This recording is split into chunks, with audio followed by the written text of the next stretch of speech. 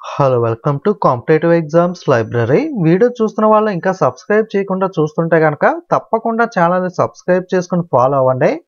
So మనకి నిన్న state bank of India నుండి క్లర్క్ ఉద్యోగాలకి నోటిఫికేషన్ అయితే విడుదలైంది. కంప్లీట్ డీటెయిల్స్తో ఆల్రెడీ నిన్న వీడియో చేశాను.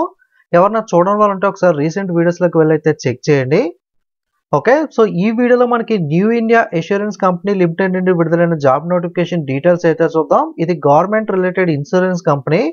ఓకే, సో ఇందులో మనకి అసిస్టెంట్ అంటే బ్యాంక్లో క్లర్క్ ఉద్యోగాల టైప్ అనమాట. 500 అసిస్టెంట్ ఉద్యోగాలకి నోటిఫికేషన్ అయితే విడుదలవడం జరిగింది. క్లర్క్ పోస్టులు కాబట్టి మనకి స్టేట్ వైడ్గా వేకెన్సీస్ అయితే డివైడ్ చేస్తారు. పీఓ రిలేటెడ్గా ఆఫీసర్ అయితే మనకి ఇండియా వైడ్గా ఉంటాయి. బట్ క్లర్క్ అనేది స్టేట్ వైడ్గా లోకల్ లాంగ్వేజ్ బేస్ చేసుకుని తీస్తారు కాబట్టి స్టేట్ వైడ్గా వేకెన్సీస్ డివైడ్ చేశారు. ఆంధ్రప్రదేశ్లో 10 ఖాళీలు ఉన్నాయి. ఎస్సీకి 3, ఎస్టీకి 2, మనకి ఈడబ్ల్యూఎస్ 1, యూఆర్ 4 ఉన్నాయి. ఓబీసీలో ఖాళీ లేదు. మీరు ఆంధ్రాలో అప్లై చేయాలంటే అన్రిజర్వ్ ఏజ్ సరిపోతే అన్రిజర్వ్ కేటగిరీ కింద అయితే అప్లై చేయొచ్చు. పీడబ్ల్యూలో హెచ్ఐలో మాత్రమే ఒక పోస్ట్ ఉంది, మిగతా వాటిలో లేదు. ఎక్స్ సర్వీస్ మ్యాన్కి ఒక పోస్ట్ అయితే ఉంది. లోకల్ లాంగ్వేజ్ ఆంధ్ర కాబట్టి తెలుగు అయితే ఉంటుంది. సో తెలంగాణలో కూడా 10 పోస్టులు అయితే ఉన్నాయి. కాకపోతే తెలంగాణలో మీకు అన్ని కేటగిరీలోనూ కూడా పోస్టులు అయితే ఉన్నాయి. పీడబ్ల్యూ మాత్రం హెచ్ఐ కేటగిరీ మాత్రమే ఉంది. ఓబీసీ వాళ్ళు ఎవరన్నా మీరు ట్రై చేయాలనుకుంటే తెలంగాణలో అయితే ట్రై చేయొచ్చు. బట్ ఎక్కువ పోస్టులు అయితే లేవు, ఒక పోస్ట్ మాత్రమే ఉంది. ఓకే, చాలా తక్కువ పోస్టులు అయితే ఉన్నాయి ఆంధ్ర తెలంగాణకి సంబంధించి. ఎస్బీఐ క్లర్క్ కూడా మనకి కర్ణాటక ఆంధ్రాలో అయితే తక్కువ పోస్టులే ఉండడం మనం గమనించవచ్చు. తెలంగాణలో కాస్త ఎస్బీఐ క్లర్క్ అయితే బెటర్. బట్ ఇవి వచ్చేసరికి ఆంధ్ర తెలంగాణ రెండింటిలోనూ కూడా కేవలం 10 పోస్టులు మాత్రమే ఉండడం జరిగింది.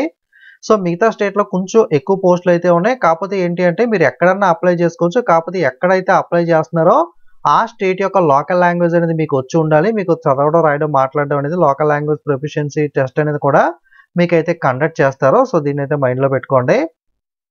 సో దీనికి సంబంధించి అప్లై చేసుకోవడానికి సేమ్ ఎస్బీఐ లాగే డిసెంబర్ 15 నుండి ప్రాసెస్ అయితే స్టార్ట్ అవుతుంది. జనవరి 1వ తారీఖు అనేది అప్లై చేయడానికి అయితే చివరి తేదీ. టైర్ 1 అనేది మీకు ప్రిలిమినరీ అప్రాక్సిమేట్గా టెంటివ్గా మనకి జనవరి 27వ తారీఖున అయితే కండక్ట్ చేస్తారు. సో టెంటివ్ అని మెన్షన్ చేయలేదు కాబట్టి మోస్ట్లీ ఇదే తారీఖున అయితే ఎగ్జామ్ ఉండొచ్చు. టైర్ 2 మెయిన్ అనేది మనకి మార్చి 2వ తారీఖున అయితే కండక్ట్ చేస్తారు. ఇంచుమించుగా ఎస్బీఐ క్లర్క్ ఎలా అయితే ఉంటుందో ఇంచుమించుగా డేట్స్ అనేవి అదే మనకి మంత్లో అయితే ఉంటాయి, ప్రిలిమ్స్ మెయిన్స్ అనేది. సో ఎలాగా మీరు రెగ్యులర్గా బ్యాంక్ ఎగ్జామ్స్ ఐబీపీఎస్కి ప్రిపేర్ అవుతూ ఉంటే రెండింటికి అప్లై చేసి ప్రిపేర్ అయినట్లయితే మోస్ట్లీ మనకి సిలబస్ అనేది 90% అయితే సేమ్ ఉంటుంది. దీనికి ఎక్స్ట్రాగా ఇన్సూరెన్స్ అవేర్నెస్ అనేది ఇన్సూరెన్స్ రిలేటెడ్గా కాస్ట్ ఎక్స్ట్రాగా కొంచెం చదువుకుంటే సరిపోతుంది. ఇంచుమించుగా మనకి ఎస్బీఐ క్లర్క్ కానీ ఇది కానీ సేమ్ ప్యాటర్న్ అయితే ఉంటుంది ఎగ్జామ్ ప్యాటర్న్ అనేది. ఓకే, సో ఏజ్ అనేది మనకి చూసుకున్నట్లయితే డిసెంబర్ 1 నాటికి క్యాలిక్యులేట్ చేసుకుంటే 21 నుండి 30 సంవత్సరాల లోపు ఏజ్ అయితే ఉండాలి. ఓకే, మీకు ఏజ్ అనేది చూసుకున్నట్లయితే మీకు డిసెంబర్ 12 నాటికి ఎగ్జాక్ట్గా క్యాలిక్యులేట్ చేసుకోవాలి. ఎస్సీ ఎస్టీకి 5, ఓబీసీకి 3 సంవత్సరాలు రిలాక్సేషన్ అనేది ఉంటుంది.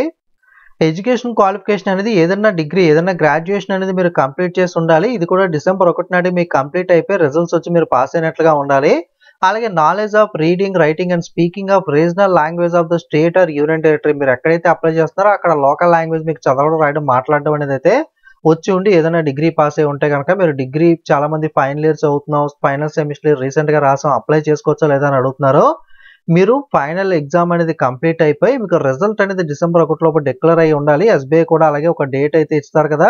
సో డిసెంబర్ 31 ఇచ్చారనుకుంటే ఎస్బీఐ క్లర్క్లో ఆ డేట్కి మీకు రిజల్ట్స్ అనేవి డిక్లేర్ చేసి మీకు ఒక మెమో లాంటిది ఇచ్చి ఓకే మీరు పాస్ అయ్యారు, ఓకే మీ డిగ్రీ అనేది కంప్లీట్ అయింది అని చెప్పి ఒక పాస్ అయినట్లుగా ఒక ధృవీకరణ అయితే ఉన్నట్లయితే కనుక మీరు అప్లై అయితే చేసుకోవచ్చు.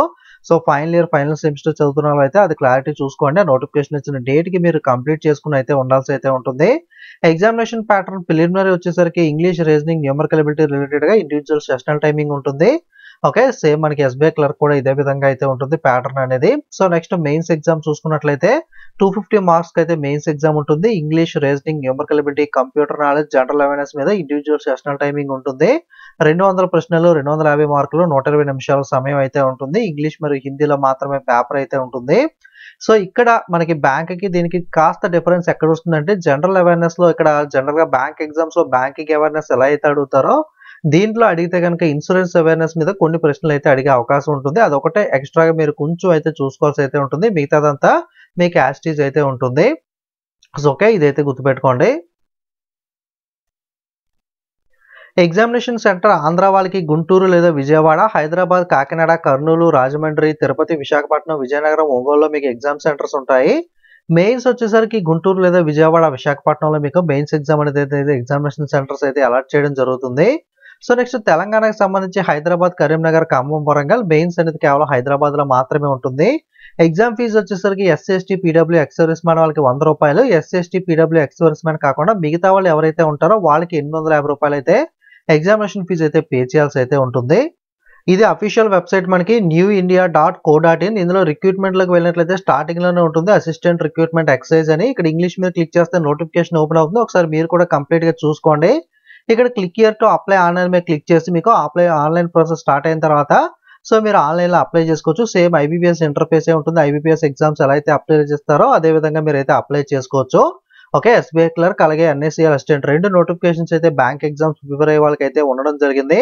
కాబట్టి ప్రిపరేషన్లో ఉన్న వాళ్ళు మిస్ అవ్వకుండా 2 కూడా అప్లై చేసుకుని అయితే ప్రిపేర్ అవ్వండి. 2 కూడా ఇంచుమించుగా 90% సేమ్ ఉంటుంది కాబట్టి ప్యాటర్న్ అనేది. సో మీరు 2 ప్రిపేర్ అయినట్లయితే ఏదో ఒక ఎగ్జామ్ అనేది ఈజీగా క్రాక్ చేసే అవకాశం అయితే ఉంటుంది. సో వీడియోని లైక్ చేసి మీ ఫ్రెండ్స్ కూడా షేర్ చేయండి. వాళ్ళు కూడా ఇన్ఫర్మేషన్ తెలుసుకుని ఎవరైనా ఇంట్రెస్ట్ ఉన్న వాళ్ళు అయితే అప్లై అయితే చేసుకుంటారు. ఇలాంటి జెన్యూన్ జాబ్ అప్డేట్స్ కానీ ప్రిపరేషన్ వీడియోస్ కానీ మీరు మిస్ కాకుండా చూడాలనుకుంటే తప్పకుండా ఛానల్ని సబ్స్క్రైబ్ చేసుకుని ఫాలో అవ్వండి. Okay, thank you.